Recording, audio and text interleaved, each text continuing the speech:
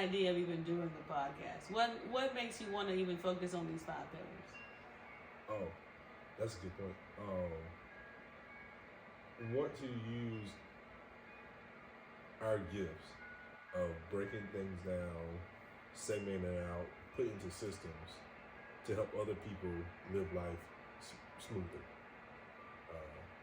Want them to jump several steps, avoid the research, avoid all the extra trial and error, and just get to seamlessly living life by themselves, with their partner, with their spouse, whomever, but doing life in a more seamless route versus having all the bumping your head on the rocks and the pitfalls, just avoiding all those potholes and just living life seamlessly.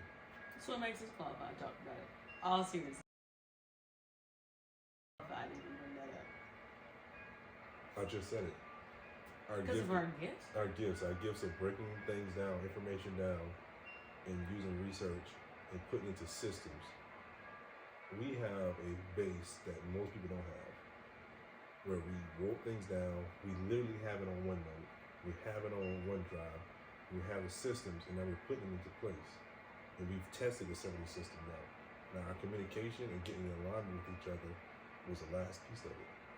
So, now we're using our gifting of vision, of breaking information down, and creating systems and implementing systems. And now we teach other people how to implement these systems that we've created. You literally made a whole Excel worksheet, piece together stuff from the other things you brought together, and make now your own financial spreadsheet.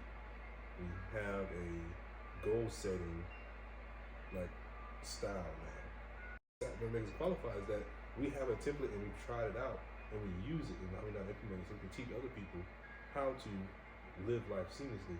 Our stuff is not going to be like yes, we're just starting off with it. So our stuff, we're going to the people who don't have a large amount of stuff, money, finances to get into it, and go to these higher people. But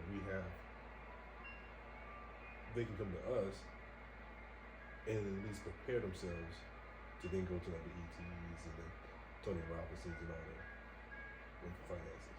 Okay. So that's what makes us qualified. And honestly, I would have been like, we're qualified because we've been married since 2016 to that 2016, right? Yeah, 2016. First of all, that's terrible. We literally just talked about it. I don't pretend like I remember what year we get. They talk about men all the time, but I'm not the best at it. Okay. So September 17, 2016, we got married. At least I got the date. You sure? I split the 16 and 17 a lot. I don't know who decided to get married on that day, but we're here now. You brought it up, remember? So either way, 2016 we married how many years we were married? She can't add. She's an engineer. How long we married? It's 8. It's 2024. We've been married 8 years. So we married 8 years, 3 kids into this, right? Had our trials and tribulations. Still having trials and tribulations. A lot of them. So yeah, that's where I thought we were gonna go with that part. The trials and tribulations of being married to me is not a credential. It's the fact that we are gifted. Our gift is what gives us the credentials. Like, we're gifted in this space of breaking things down and creating systems and then wanting to help people. That's our gift. Okay. So, we have these conversations. So these conversations happen typically after our kids go to bed, because we do have 3 kids, all under 5 or below, 5 and below. So with that being said, did you get it? 5 and below, the story? They don't. No sponsor. Go ahead. With that being said, we were going to start with going through the 5 pillars, starting with faith. So, Justin, we'll go to you first. If you could go back to your 26-year-old self? Yes, so interject. Yes, go ahead. 26-year-old self, what would you tell him about faith? So, backing up for a second, our whole system that we're using is, we're going to give a shout out to Jamal came for now. He said you shout him out for the first few times. After that, they on your own. But 5 pillars is a system that housing. How do you say that? Framework. A framework for us to then implement our systems to make life more seamless. So it's faith, family, finance, fitness, freedom, and in every aspect of our life, we try to put that framework. We put that framework in place. So when it comes to discussing her topic, we use that topic and we put it through all 5 pillars to make sure we live in a well-rounded life. So your question was, what I tell myself, a 26-year-old self? Yeah, before we got married, going back before we got married, 8 years into this, right? Right. What would you tell yourself? Run away. That's nothing to do with faith. Go ahead. Continue. Faith-wise, I would tell my 26-year-old self to trust the process more and not worry about what it looks like right in the moment. I would tell them to read. I would tell myself to read more, and when it gets tough, read even more and seek out godly advice from people who are big dreamers, not from people who are not big dreamers. That's a very specific thing because I'm a big dreamer. So when you're seeking advice and you're seeking perspective, you gotta know who you're gaining it from, because some people will give you a godly advice, but from their perspective. So if I'm seeking, at 26, I had a lawn care business, and I was feeling down, and then I went to if I seek advice from someone who's God-fearing, but not entrepreneur or big dream, big faith mindset, then they're going to give me a different response from their experience versus someone who believes in big faith, entrepreneurship, shooting for the stars. So yes, I would tell myself to, when it gets hard, read more, protect yourself from certain advice, protect yourself from advice from people who aren't in line with your goals and aspirations. Not saying that they can be wrong or they will try to steer you wrong, just understand that when they tell you don't shoot for the big goals, or they'll tell you, hey, I need to get a little fear of it, just understand they're coming from their perspective and their experiences, which is good, and you can learn from it, but don't hold on to it in a sense of still shoot for your aspirations, because God put that in your heart, God put that in your place, in your face, for you to use that, for you to grow, for you to push. So learn from everyone. Also understand that, and this is where the reading part comes into place, make sure you continue to read and dig into the Bible, because God placed stuff on your heart for you. And there are several examples and several stories inside the Bible to help you along your journey. That's one big thing I learned from 8 years of past, and 8 years of being with my wife, the kids.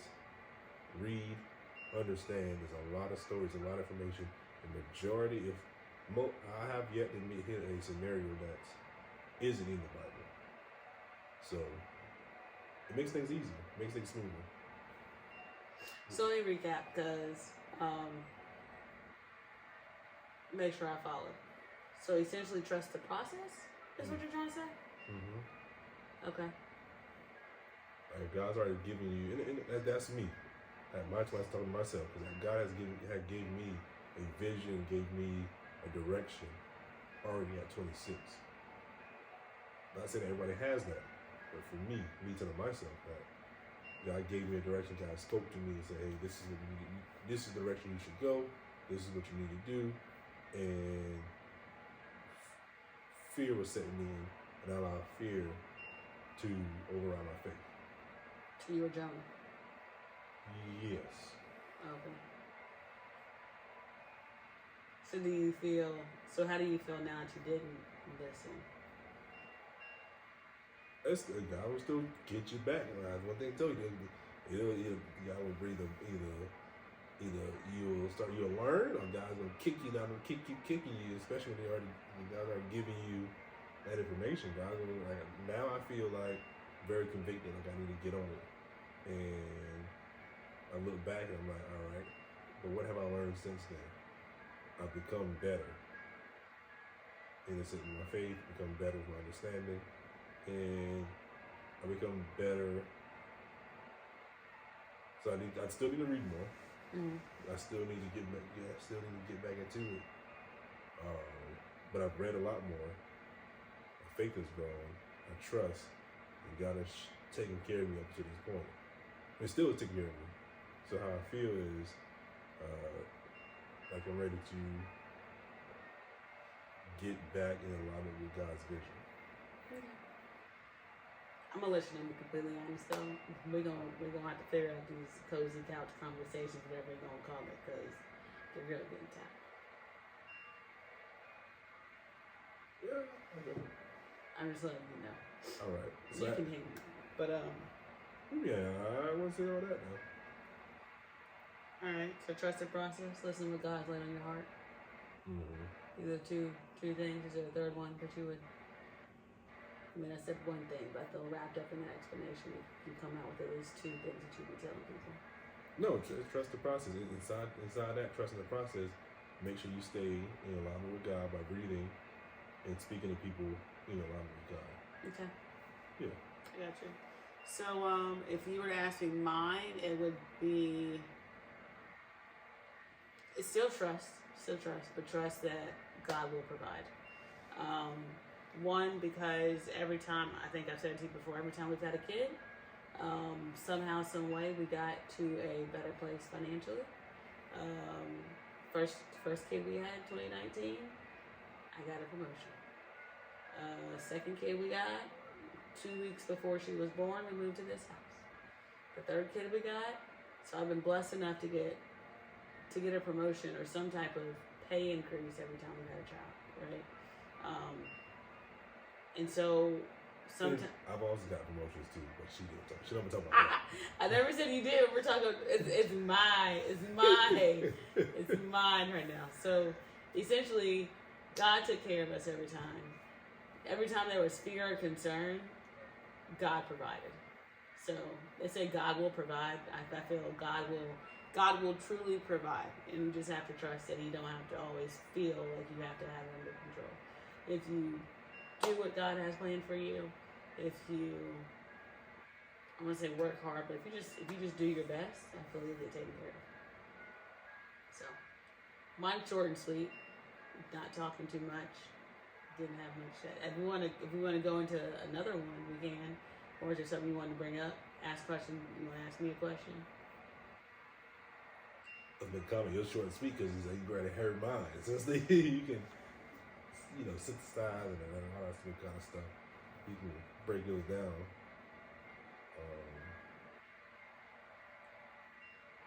So, question I would have right now is, so that's what you would tell your 26-year-old. So what are you doing differently now at your age, at your current state than you were at 26? That's a very good question when it comes to faith in particular. Yeah, specifically staying right here, faith. What am I doing differently now? So episodes about faith and because that tends to be how I process things. I go wide again. What am I doing differently now? That's a good question. I said it. I think I am more intentional. I am way more intentional when it comes to my faith. I am not as, like with our kids, for example, being willing to show them my faith, being willing to, when I go to church, actually go forward when they ask, like, who's having a problem. I am more willing to let other people see that I am not. I don't always have it together. And I think that is faith, because I have faith and trust that He will take care that God will take care no matter what. That He will, that I am more comforted than where I was before.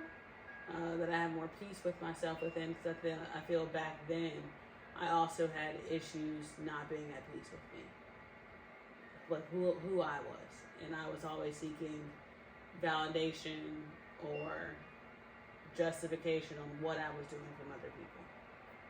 So I will say that's one thing different now than then, is that I have trusted God more, and I have placed more of my confidence and joy in God. Does that make sense? Mm-hmm. So now you trust, you show that you outwardly trust. So the providing state. So it's the faith without works is dead, right? So what are you doing now? Like, what are you stepping out in the freedom? Like, what are you faith-wise? What are you doing to step out in the provision role?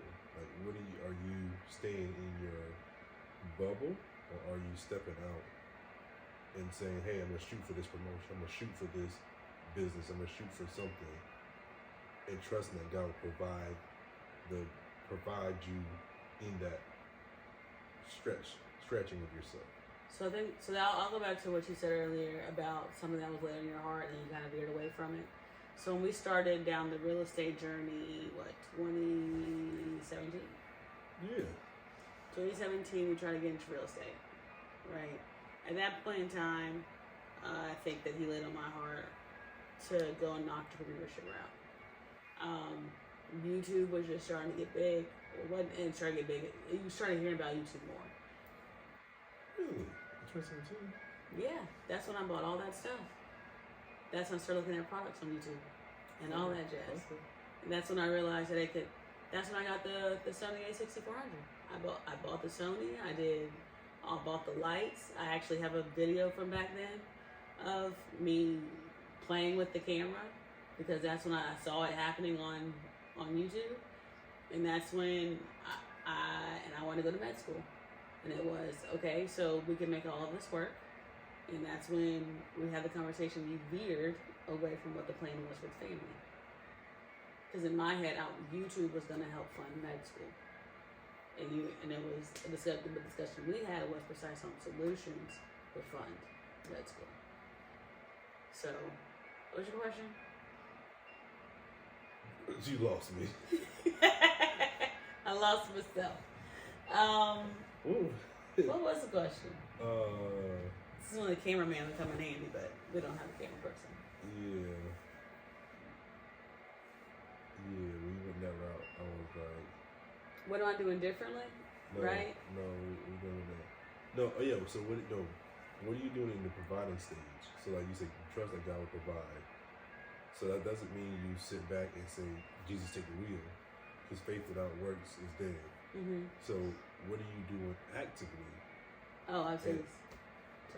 Actively doing, all right, and stepping out of your comfort zone and trusting that God will provide you in those spaces where you're not comfortable.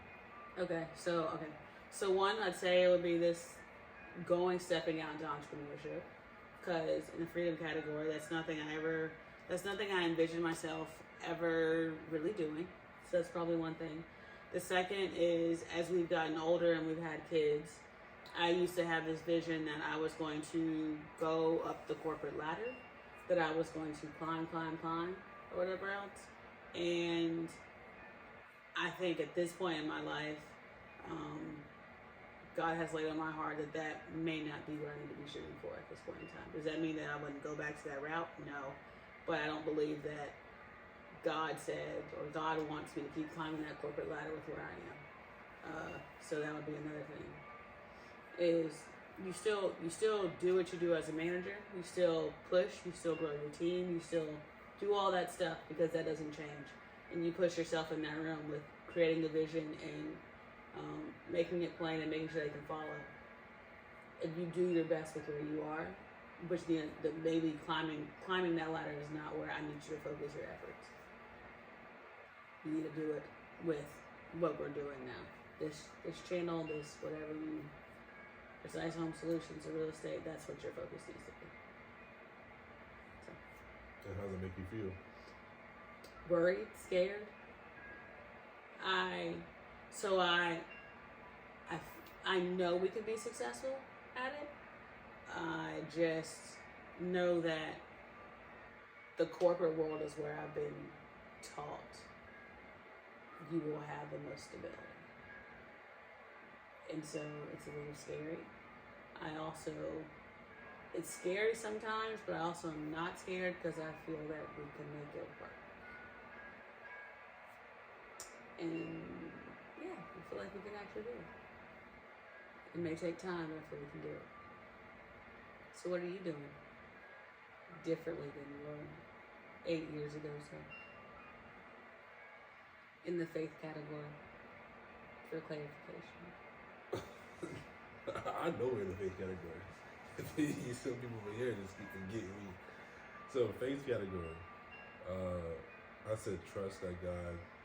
I said trust the process. Yep, that's what you were talking about 8 years ago. So right. So what I'm doing now, differently than what I did back then, is that I had a setback. I will be honest with that. I had a setback where I was trusting the process for years and believing in garnishing peace. In the last couple of years, I don't know what happened. I started falling off from that trust. Even though I was in the Bible more, I was talking to God more, I was in deep conversation and writing stuff about God. So I'm reading better. I'm reading more. I'm talking more. I'm more open with my communication with God. I'm open publicly with my communication with God. I'm more open about saying, yes, I believe in God and I believe in faith. And I have faith and I am praying for you. I say that now. I'll say, God told me this. I'm more comfortable saying that. I only laugh because when he says God told me, sometimes I say, did God really tell you this? I'm just saying. Because it's some crazy stuff sometimes. It is. It's out there. But so trusting that process. And sometimes, what God tells you doesn't seem the most financially fit thing at that point in time. But it's trusting the process. I will say that I had some doubts as of late, so I'm fixing that. There's some things just don't seem like how I expected to see at this particular point in my life. So what I'm doing different is I felt my doubt coming, and I'm like, instead of what I did back 8 years ago, I said no. God has provided. God has shown us. God has been there. So trust the process, get better at being the best version of myself, so when everything breaks free, it's like you're ready for all the blessings that's coming to you. So I've changed my mindset. And so I guess I didn't have a setback. I had doubt come and I adjusted how I approached that. Okay. So I'm a talk thinker. I think while I talk. So I had to make sure I clean that up. I didn't have a setback. I had doubts. And now that since I've been in the Word, and since I've trusted the process, I've worked with that muscle of building that trust, when I had doubt, I attacked it from a different mindset. Like, all right, doubt is here. Let's go to the Word. Let's go back to your faith. Let's dig deeper. Versus saying, oh yeah, it ain't gonna happen. Oh yeah, it doesn't look like how I need to look, so I need to change it up and step away from it. No, stick with the plan, stick with what I'm doing, and fight through the doubt, and just get better at my systems, get better at my efficiency, and cut the doubt out. Okay. I don't have any follow-up questions. Okay. So if you have anything you want to add, feel free. Follow-up questions. That's it. This has been a great first run. This is our first conversation. We don't have a name for this thing yet, but we're doing it. Could cut the camera on. Like you said, Nikki says, shout out to the whole S2S conglomerate. It wasn't Nikki, but okay. Who said church channel? Think Media. Think Media. Press report. Oh, Think Media. Okay. Well, Sean Kennel. Sean Kennel. We ain't gonna shout out a bunch of people, but you know, we did our first one. I feel like we did a great job, and we're gonna get better and better and better. But yes, this is the first part of a 5-part series. We can go through each pillar. True, we did say we're gonna do that. Yeah, we go through each pillar and of going back in the past. Say, hey, what we tell ourselves? What have we learned up to this point? We each count in each pillar. So faith is a day. We do family, fitness, finance, and then freedom. Okay. Sounds like fun. I'm gonna wrap this thing up. And that's it. That was fun. Oh, sir. It would be interesting because that did become our little ending thing now. I'm here for you. All the craziness, all the love. All right. With that, we're gonna cut it, and I'm gonna head to bed. Thanks for joining us today.